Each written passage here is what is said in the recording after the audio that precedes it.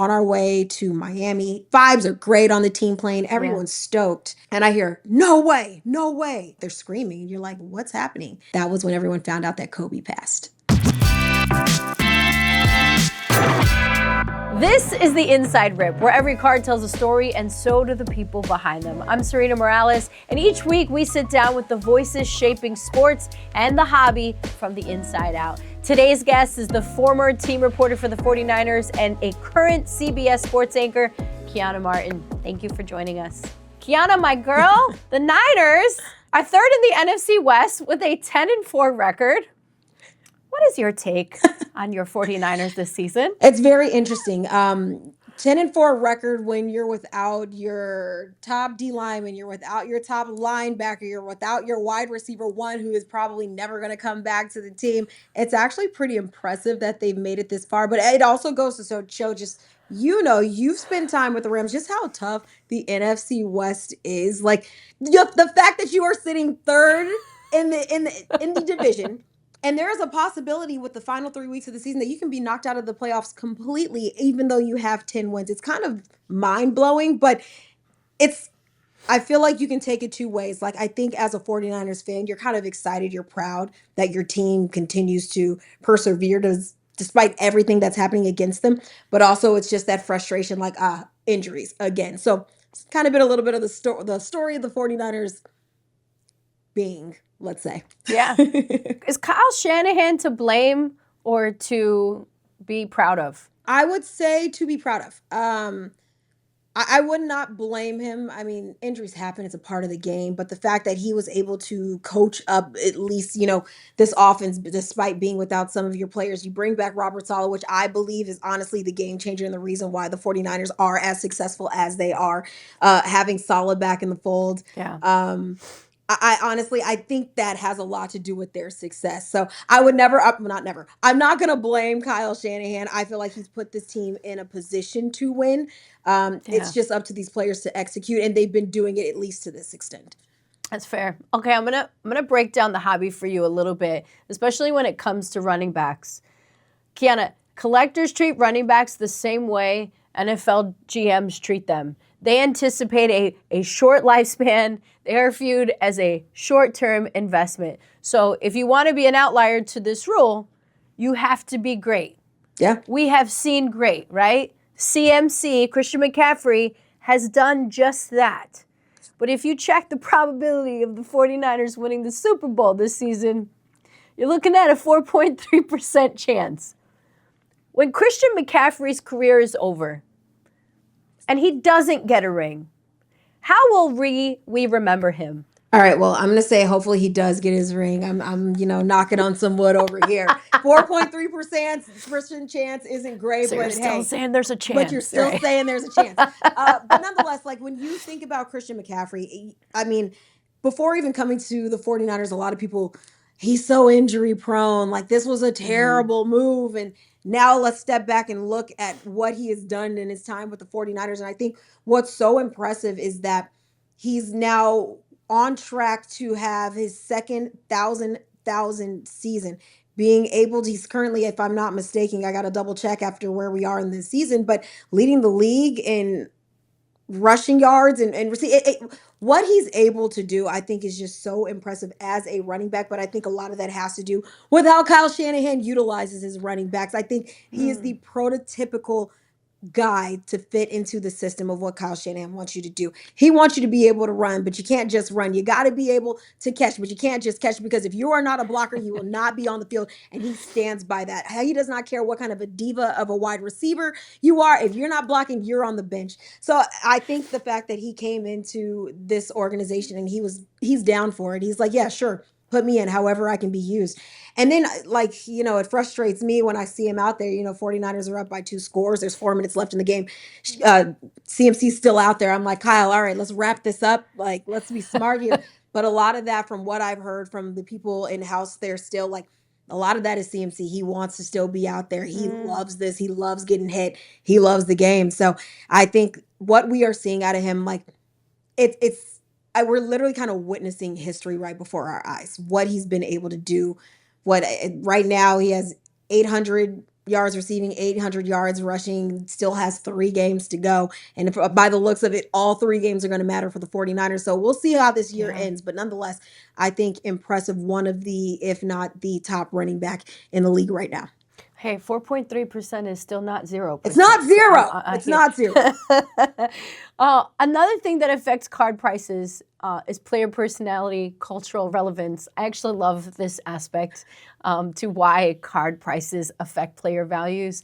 Is there anything that stands out to you? I know you didn't cross CMC most of your time with the Niners, but maybe a moment or a story that you heard about or off the field that encapsulates his personality for you that collectors can look to? Totally. Yeah. So when CMC came to the Niners, like, I think if you just like look at a picture of him, he's very stoic.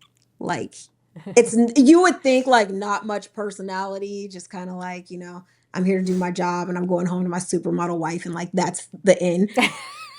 But from what I've learned, like, this guy's got personality. Like, let him be in the locker room. Let him be around some friends. Like, CMC can let loose. And I think you kind of appreciate that out of your running back, that he's not just, you know, just this robot, essentially, I guess is what you can call him. But the guy's fun. The guy can get down.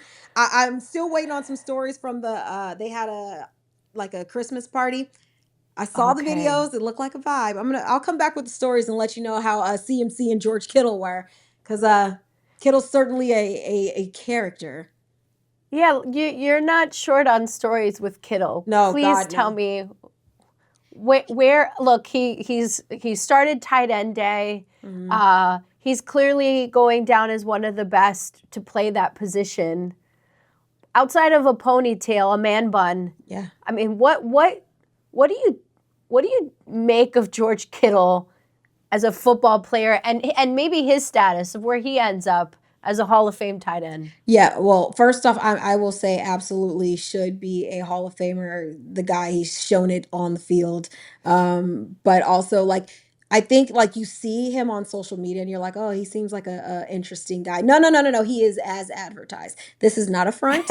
This is not a facade. Like, what you see is what you get out of George Kittle. And I think, like, you appreciate that authenticity when it comes out of him. I will say this, and this is no disrespect, and I don't think he would ever take it that way. He is like a big kid.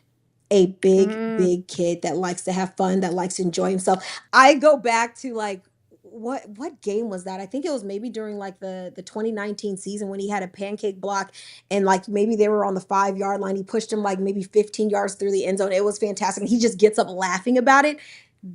That is literally George Kittle. And I remember, and this is like, even when he was drafted, because I was one of the first people he talked to once he was drafted. We did a sit-down interview, and he ended up getting a really close relationship with the wide receiver Trent Taylor. So they were kind of like Batman and Robin.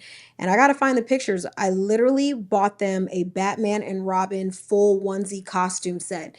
And they literally wore it around the entire facility. There's a photo of him. I got to find that for you guys. But like, that is literally him. He is a big kid. He loves the game. He's so fun.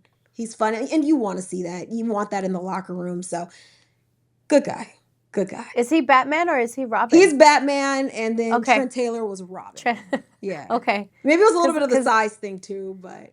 Right. I was like, is he the lead or is he the supporting cast? Because when you talk about lead roles and you talk about a guy, Mr. Irrelevant, who is the lead role for the Niners, right?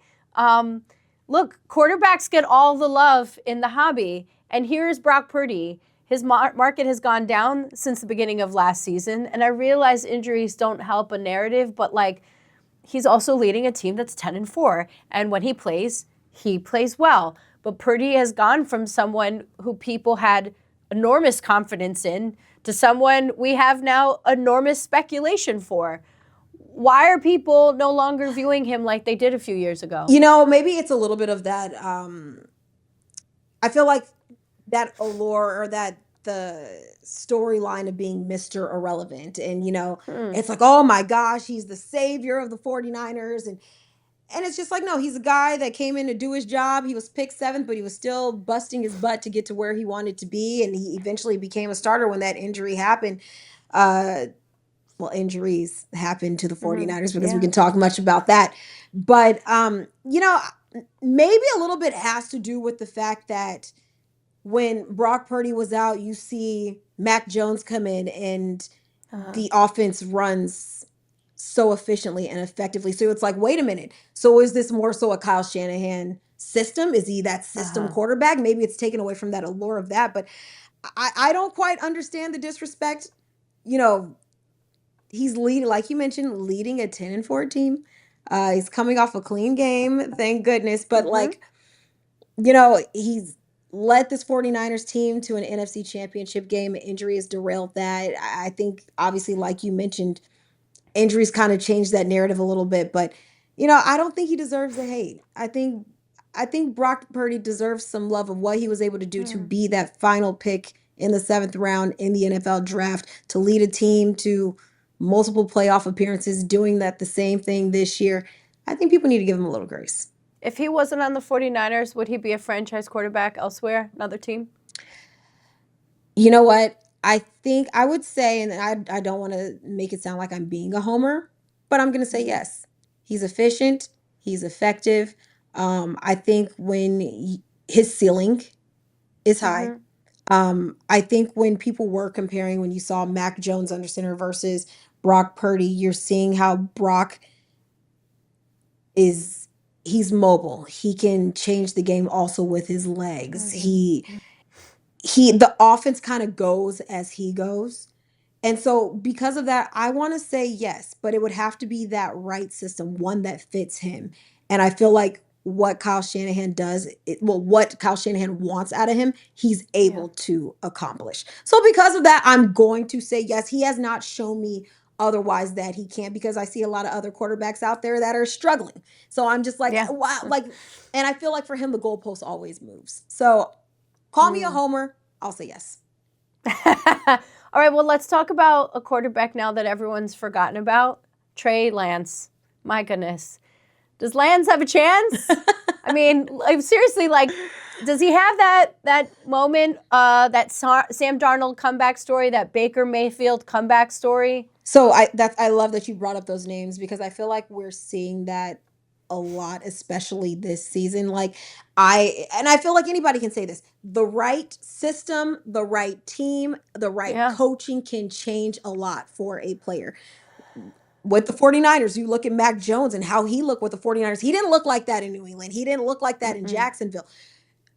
This is a little bit of a different situation, but Marcus Mariota, how he has looked in Washington, it's almost like you're seeing a little bit of a resurgence from him. So we've seen this several times throughout the year. Jacoby Brissett, he's having, don't let the record tells a different story, but how he's been performing for the Cardinals. I think in the right system, the right coaching, I feel like a backup can also just kind of reestablish themselves. Yet to be seen with Harbaugh and co. with the Chargers, but you're playing behind Justin Herbert, bearing he stays healthy. I don't know when we'll be able to see him, but I think the right situation, somebody's going to eventually need a backup. He's going to need to step up at some point, and he can really show what he can do, because let's be honest, we didn't see it. We did not see it at all. He started 5 games. He's started 5 games in his career. Yeah. He hasn't really had a chance. He hasn't had a chance. And when he has, it's been those preseason games where we're seeing 5-6 turnovers. Like, I want to see him live bullets, getting that experience. It's really hard to tell. I do hope he gets another chance. I feel like it's so unfortunate when you're a top 5 quarterback. Do you remember that draft? Do you remember all the things they moved to get this man on the team? And now he is sitting back up to the Chargers. He's on his 3rd team now. It's a tough go, but you know what? Kyle Shanahan, he knows what he wants out of a signal caller. And I think once he got in that building and things happened, he said, hey, not the guy for me. But you know what? It's unfortunate, but kudos to the 49ers being able to sever ties, go separate ways. It's brutal, because that's a waste of a pick. But I hope to see better things for Trey Lance in the future, wherever that might be. During the 2019 season, when they did go to the Super Bowl, you were their team reporter. Was there a moment? I feel like I covered the Rams when they went to the Super Bowl a couple seasons. You know, you see these like players who are legitimately nervous. They're like, I don't know, Sarina, what do I do in this moment? I'm like, go talk to the media. Go put your best face on. Do you remember any of these things? Or, Andrew Whitworth really stands out to me post Super Bowl and losing. Was there some memory that really stands out to you when you were covering? I mean, that's such an instrumental time for the team as a whole. You're when you're covering a team, you're heartbroken for your team because you watched them from, off season, the grind and season, the ups and downs, the highs, the lows. And then you get to this moment where, one play can change everything for the Niners, maybe a couple of plays. But you know what's crazy? Like when I think about the Super Bowl, I think about post game, 2019 against the Chiefs. I go into the media area where they're talking to Kansas City. And I remember walking in on Chris Jones' media availability. So now I'm talking Chiefs over here. And I remember he was going off like somebody was talking about his mama. He was like, don't you ever do this to me. Don't you ever test me. And I'm just like sitting there like, bro, you just won a Super Bowl. Like, go celebrate. What are you mad about? You just won a Super Bowl. He was pretty riled up. So I think it was a very tense Super Bowl. But the week leading up into it was the exact same thing. Like setting the scene, like all about it. When you go to opening night, there's media everywhere. There's cameras everywhere. And just kind of like, yeah, what do I do? Like, yes. And so you saw a lot of the guys kind of, they don't know. But it's not funny, but it's like, I guess now we can laugh about it. So if you remember 2019, 2020 Super Bowl, so we're looking at February. This is when many of us in the States knew about COVID very much. Yes. And so I remember there was a reporter that went up to Nick Bosa and was just like, what do you want to say to the people? And I think she was like, the people in China who are dealing with COVID. And we're all kind of like, he's like, get better soon. Like, what are you talking about?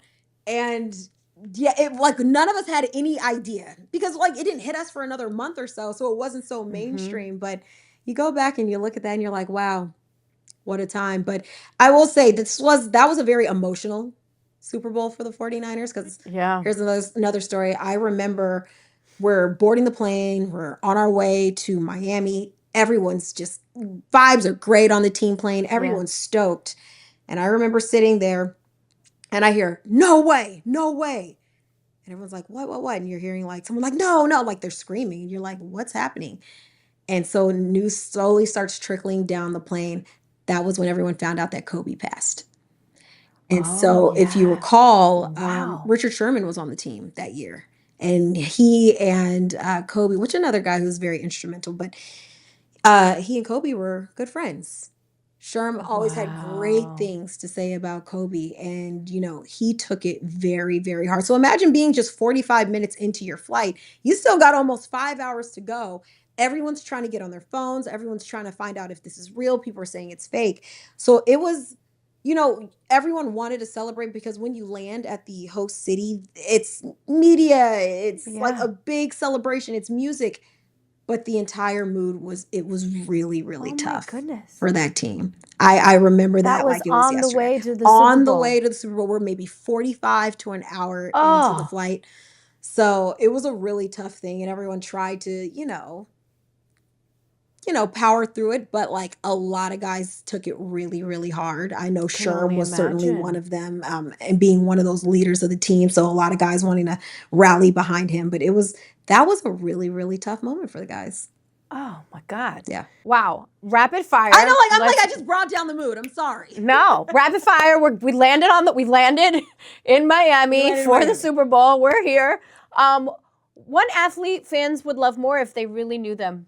My favorite, you got to give me a grace. Like, I worked for the 49ers for 5 years. Joe Montana. We want this. Joe Montana. When they call him Joe Cool, when I tell you, the coolest guy you will ever meet. Like, I remember I was getting ready to go live on air or doing live in stadium, and I was doing like a quick 2-minute pregame hit with him and, your expectations for the game. What's your thoughts on the quarterback at that time? It was Jimmy Garoppolo. Your thoughts on Jimmy? And so I remember I was talking with him. I was like, so where are you going to sit during the game? Where are you going to be at? And he was like, oh, I'm going to be in my suite, up there. He's like, what are you doing? Just come. Just come hang out with us. And I was like, I got to work. He's like, you don't have to work. We got beers up there. Just have a beer with me. Let's have a beer.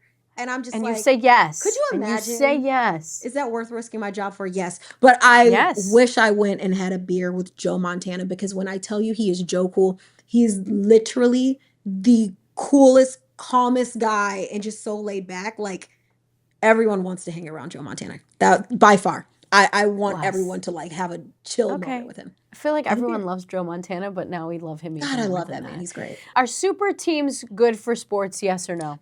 Here's a curveball. The Oklahoma City Thunder aren't a super team, and they just won the title, and they have the best record in the NBA, on pace to break some records. So, you don't think they're a super team? I don't think they're not. They are not a super team. So that is what makes a super team. So why I say that is like everyone thinks you need all of these big names coming in. You got to go get all these free agents. SGA ain't a big name. He is, but it's not like you have a LeBron, a D Wade, a Chris Bosh, and you don't have it. Like, you don't have to have all of these massive names. They built from the ground up through drafting, through developing young guys. So I'm gonna say, like, sure, you can have these super teams, but I think they are the example that that's not the only way to win. You can win from building ground up. So good for the league, maybe for sales, but like, does that always equal championships? No. I mean, you can look at the Clippers. That's another example. They tried to build a super team that failed. We've seen this several times. There's another team I'm thinking about, but I'm blanking. Finally, why does seeing Phillip Rivers throw a touchdown again just hit people? Just hit people, right? Grandpa Phillips. I love Phillip Rivers. Okay, so I went to San Diego State, so I was in San Diego when he was in San Diego, and he was one of my favorite players. Actually, first it was Antonio Gates, and then it was Phillip Rivers. So love him. Love the man. And then, like, because he does, like, his trash talk, he doesn't cuss. He's probably like, stick that in your pipe and smoke it. Like, it's just so wholesome. Like, come on. So, you know, I think it's just like, it brings us back to, you know, the older days, watching him play, just a wholesome game of football. But like, I don't want to see him throw touchdowns this weekend because he's playing the Niners. But still, nonetheless, I think it's just that reminder that, like, he took 5 years off and he's doing something that I don't think many 44-year-olds want to do, is get hit by, you know, 200, 300-pound linemen. But he's doing it. And he's doing it effectively, at least in what we saw in the first game. Started slow, but still. The idea of Phillip Rivers sitting in today's locker rooms, as you know. Oh my God, music, I think about that. And the ruckus and the DBs that are controlling the music, and just Phillip Rivers sitting there like, okay, Grandpa bod here. He's gotta feel old. Like, I think it's gotta hit you. Around the like, what music is like? Half the time, I'm like, who sings this? What song is this? What is this? Lil who? Yeah, Lil who? Exactly. Like, no. More power to him, letting us know that, you know what, age ain't nothing but a number. You can always start again, I guess, is the lesson that we're all learning. That's right. Finally, I want to emphasize the we and we the hobby. Keiana, do me a favor, open up that Pantheon box I mailed to you. I am so excited. Yes, that is a We the Hobby repack. Classic. All right, and I'm excited. It is a Pantheon Saber box, to be exact. And I asked you before who your favorite players were growing up. So open that puppy up. I want to welcome you to the hobby. Wait, you did not collect cards, have you? Did you collect cards growing up? You shut the front door right now. Okay, Phillip Rivers. Can I show it? Yes, please do. Please do. That is a 1989 Topps Ken Griffey Jr. Oh my God! Rookie card. All right, so like really quick story time. So like I always loved sports growing up. And, you know, I never really thought I'd work in sports. But I remember being in 4th grade and watching Griffey. I don't want to date myself, but I watched Griffey, and I'm not going to say what team. But I was just always just like, he's so cool. Like, because of him, like, I want to play softball. And so I played softball, and my team was the Mariners. And my team was really bad. We were the worst. We had the worst record. But he is the reason why I wanted to ever play sports. So I probably would have never played a sport, just talk sports and watch sports if it wasn't for Ken Griffey Jr. So this is awesome. Thank you so much. I mean, who wears a backwards cap better than that man right there, right? My goodness. I love it. Keiana, enjoy that card. The hobby is for everyone, and we're so glad you're a part of it now. I am stoked. Thank you so much. Thank you.